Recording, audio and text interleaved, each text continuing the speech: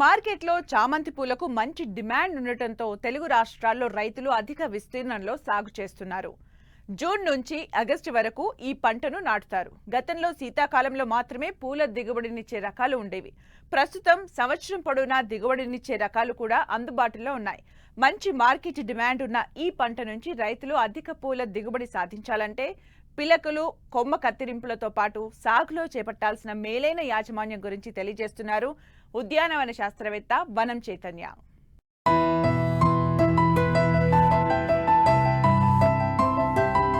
పూల సాగు రైతులకు అత్యంత ఆశాజనకంగా ఉంది. గిరాకీ ఎక్కువగా ఉండడం, మార్కెట్ ధరలు పెరగడం, ఎగుమతి అవకాశాలు ఊపందుకోవడంతో పూల సాగుకు రైతులు మొగ్గు చూపుతున్నారు. దీనికి తోడు గ్రీన్ హౌజులలో పూల సాగు చేసే రైతులకు ప్రభుత్వం నుంచి మంచి ఆర్థిక సహకారం అందుతూ ఉండడంతో అన్ని ప్రాంతాల్లోనూ పూల సాగు చేసే రైతుల సంఖ్య రోజురోజుకు పెరిగిపోతోంది. ముఖ్యంగా చామంతికి సంవత్సరం పొడవునా మంచి డిమాండ్ ఉంటుంది. అయితే శీతాకాలంలో మాత్రమే పూసే ఈ పంట 5-6 నెలలకే పరిమితమవుతోంది. అయితే ఈ పంటను పాలీహౌజ్లలో సాగు చేస్తే సంవత్సరం పొడవునా దిగుబడులు తీసుకునే అవకాశం ఉంది. సాధారణంగా జూన్, జూలైలో మొక్కలు నాటుతూ ఉంటారు. నవంబర్ నెలలో పూలు పూయడం ప్రారంభమవుతుంది. జనవరి, ఫిబ్రవరి వరకు పంట దిగుబడులు వస్తూ ఉంటాయి. అయితే పిలకల ద్వారా నాటుకున్న మొక్కల్లో శాఖీయ పెరుగుదల తక్కువగా ఉంటుంది. కొమ్మ కత్తిరింపుల ద్వారా వచ్చిన మొక్కల్లో పూర్తిగా వేరు వ్యవస్థ అభివృద్ధి చెంది మొక్క బలంగా, ఆరోగ్యంగా పెరుగుతుంది. కాబట్టి ఆ మొక్కల నుంచే దాదాపు 5 నుండి 6 సెంటీమీటర్లు ఉన్న కొమ్మలను కత్తిరించుకుని ఫిబ్రవరి, మార్చి నెలల్లో నారుమడిగా నాటుకోవాలి.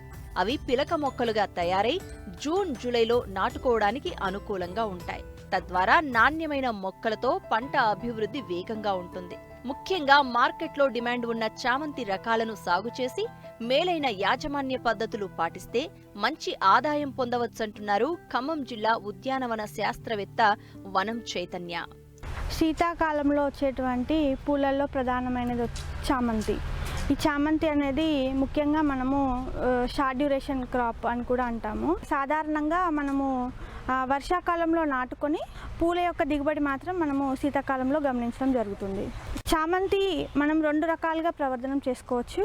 ఒకటి పిలకల ద్వారా మరియు 2 కొమ్మ కత్తిరింపుల ద్వారా. ఈ పిలకల ద్వారా అంటే ఆల్రెడీ ఉన్నటువంటి పాత చామంతి మొక్కకు వచ్చేటువంటి పిలకలను మనము వేరు చేసి వాటిని ప్రధాన పొలంలో నాటుకోవడం. అదే కొమ్మ కత్తిరింపుల విషయానికి వస్తే ఈ లేత కొమ్మల్ని కనుక మనము ఒక 3 అంగుళాలు ఉన్నటువంటి కొమ్మలను కత్తిరించుకొని వీటిని ఇండోల్ బ్యూట్రిక్ యాసిడ్ ద్రావణంలో ముంచుకొని తిరిగి కోకోపీట్తో నింపినటువంటి ప్రోట్రేలలో మనం నాటుకోవాలి. ఈ ఏప్రిల్, మే మాసంలో వీటిని నాటుకున్నట్లయితే మనకు 20-25 రోజులలో దీంట్లో మనము వేరు వ్యవస్థ అభివృద్ధి చెందడం అనేది గమనిస్తాము. వర్షాకాలంలో జూన్, జూలై మాసంలో వర్షాలు అధికంగా పడ్డప్పుడు చామంతిలో మనకు వేరుకులు తెగులు అనేది ప్రధానంగా ఆశిస్తుంది. కాబట్టి మనము ఎత్తైన బెడ్లలో కనుక చామంతిని నాటుకున్నట్లయితే దీని యొక్క కొంచెం వరకు ఈ తెగుల్ని తగ్గించుకునే అవకాశం ఉంటుంది. అంతేకాకుండా చామంతిలో కలుపు అనేది ప్రధాన సమస్య కాబట్టి మనం ఈ మల్చింగ్ని ఉపయోగించినట్లయితే కొంతవరకు మనం సాగు ఖర్చును తగ్గించుకొని దిగుబడిని పెంచుకునే అవకాశం ఉంటుంది. ఇంకా ఎరువుల యాజమాన్యం విషయానికి వచ్చినట్లయితే ప్రధాన పొలం తయారు చేసుకున్నాక ఒక 10 టన్నుల పశువుల ఎరువుని మనము పొలంలో వేసి బాగా కలియదున్నాలి. నత్రజనిని ఇచ్చేటువంటి ఎరువులు 60 నుంచి 80 కిలోల నత్రజని మరియు 30 నుంచి 40 కిలోల భాస్వరం మరియు 60 నుంచి 80 కిలోల పొటాషియం ఇచ్చేటువంటి ఎరువులను మనము చామంతికి 1 ఎకరా సాగుకి ఉపయోగించవచ్చు.